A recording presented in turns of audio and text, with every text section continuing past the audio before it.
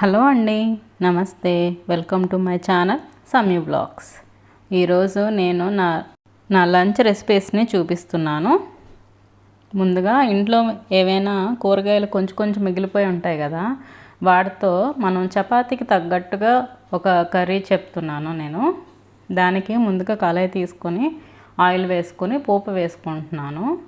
ఇక్కడ నేను వంకాయలు, దొండకాయలు, బంగాళదుంప చిన్న చిన్న ముక్కలుగా కట్ చేసుకుని పెట్టుకున్నాను అన్నమాట. పోపు వేసుకున్నాక కొంచెం కరివేపాకు కూడా వేసుకుంటున్నాను. ఇప్పుడు ముందుగా కడిగి పెట్టుకున్న ఈ వంకాయ ముక్కలు, దొండకాయ ముక్కలు, బంగాళదుంప ముక్కలు వేసేసుకుంటున్నాను. ఇంకా మీకు నచ్చితే బీరకాయ వేసుకోవచ్చు, ఏవి మిగిలిపోతే అవి వేసేసుకోవచ్చు. ఇవి కొద్దిగా ఫ్రై అవ్వాలన్నమాట. ఇది మన చపాతీల్లోకి చాలా బాగుంటుంది ఈ కర్రీ, తప్పకుండా ట్రై చేయండి.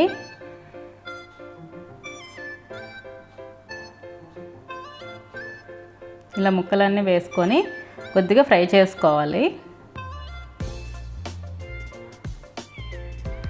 ఇప్పుడు నేను ఇక్కడ నా ఆర్గనైజర్ని ఒకటి చూపిస్తున్నాను. అది స్టీల్ ఆర్గనైజర్ అండి, అమెజాన్లో కొన్నాను అనమాట. సాల్ట్, ఆయిల్, నువ్వుల నూనె, నెయ్యి పైన ఉంటాయి. కిందనేమో పోపుల సామాన్లు, అల్లం దంచుకునే అమలదస్తా, నెక్స్ట్ కల్లుప్పు వేసుకునే డబ్బా ఉంటుందన్నమాట. ఇది చాలా బాగుంటుంది. ఈ ఆర్గనైజర్ చాలా హెల్ప్ఫుల్ అనమాట మనకి. ఈ పక్కనే ఐకియాలో కొన్నాను అనమాట, వేడి వస్తువుల కింద పెట్టుకోవడం స్టాండ్. ఈ పక్కనే స్టవ్ ఉంటుంది అన్నమాట. ఇలా నా వీడియోస్లో నా ఆర్గనైజర్స్ని ఒక్కటిగా మీకు చూపిస్తాను. ఇంకా కూర ఫ్రై అయింది. కొద్దిగా నేను సాల్ట్ వేసుకొని మగ్గిస్తున్నాను అన్నమాట. కొద్దిగా పసుపు కూడా వేసుకున్నాను.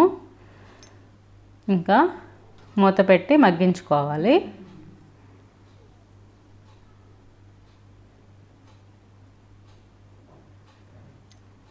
కొంచెం మగ్గాక ఇందులో టమాటా ముక్కల్ని నేను వేసుకుంటున్నాను. అవి కూడా చిన్న ముక్కలుగా కట్ చేసుకొని వేసుకున్నాను. 2 టమాటా వేసుకున్నాను.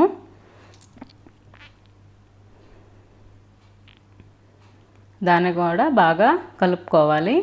తర్వాత అందులో కారాన్ని వేస్తున్నాను. దాని తగ్గట్టు కారం వేసుకుంటున్నాను. మీకు ఎంత కారం కావాలంటే అంత వేసుకోవచ్చు. ఇప్పుడు ఇంకా మూత పెట్టి కొద్దిగా సిమ్లో అలాగే ఉడకనివ్వాలి. ఇప్పుడు మూత తీసాక దానికి కొద్దిగా వాటర్ యాడ్ చేసుకుంటున్నాను అనమాట. కొంచెం ముక్కలు మురిగేంత వరకు వాటర్ వేసుకోవచ్చు. మనం చపాతీలోకి తింటాం కాబట్టి కొద్దిగా జ్యూసీగా ఉంటేనే బెటర్ అనమాట. తర్వాత నేను వేడి నీటిలో నానబెట్టుకొని తీసుకున్న మీల్ మేకర్ని కూడా వేశాను. ఇంకా లాస్ట్గా కొత్తిమీరని కూడా యాడ్ చేసుకొని బాగా ఉడికించుకోవాలి. అంతేనండి, ఎంతో టేస్టీగా ఉండే కర్రీ రెడీ అయిపోయింది. మిక్స్డ్ వెజిటేబుల్ కర్రీ అనొచ్చు. అండ్ నెక్స్ట్ నేను చుక్కకూర పప్పుని తయారు చేసుకుంటున్నాను. దీనికి ఒక ప్యాన్ పెట్టుకున్నాను, ఆయిల్ వేసుకొని పోపు వేసుకుంటున్నాను. ముందుగానే నేను పప్పు అన్నది ఉడికించి పెట్టుకున్నానండి.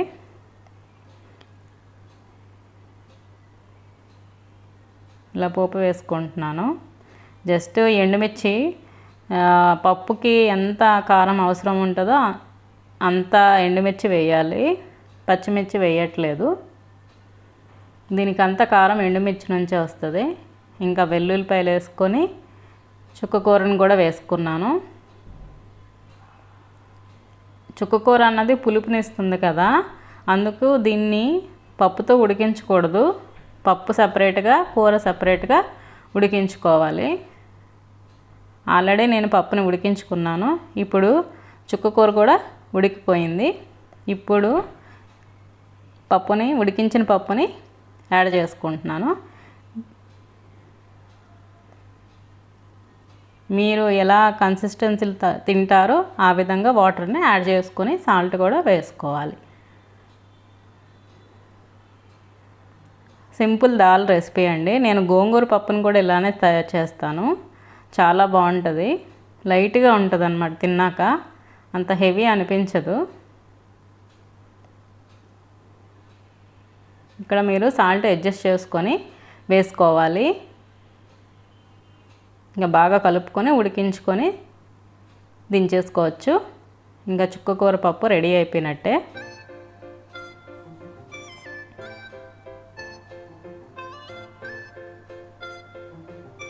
నాకు ఇంకా సాల్ట్ సరిపోలేదని నేను మళ్ళీ యాడ్ చేస్తున్నా.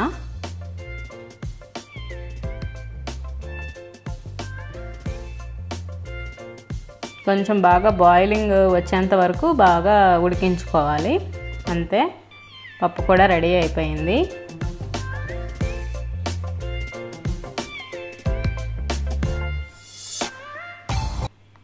నా లంచ్ రెసిపీస్ చూపిస్తున్నాను.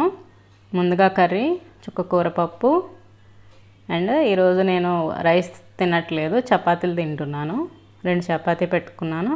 ఇంకా నిన్న మిల్క్ కస్టర్డ్ విత్ మ్యాంగోస్. ఇంకా పొద్దున్న నేను ఉప్మా తయారు చేసుకున్నానండి, అది కూడా కొంచెం పెట్టుకొని నా లంచ్ అలా ఫినిష్ చేశాను అన్నమాట. చపాతీ, ఉప్మా అన్నది కొంచెం కొంచెంగా పెట్టుకొని కర్రీస్, పప్పు అవి కొద్దిగా ఎక్కువ పెట్టుకొని తినాలి. అప్పుడే హెల్త్ బాగుంటుంది. సో ఇదండి నా వీడియో. మళ్ళీ నా నెక్స్ట్ వీడియోలో కలుద్దాం. అంతవరకు బాయ్. Thank you.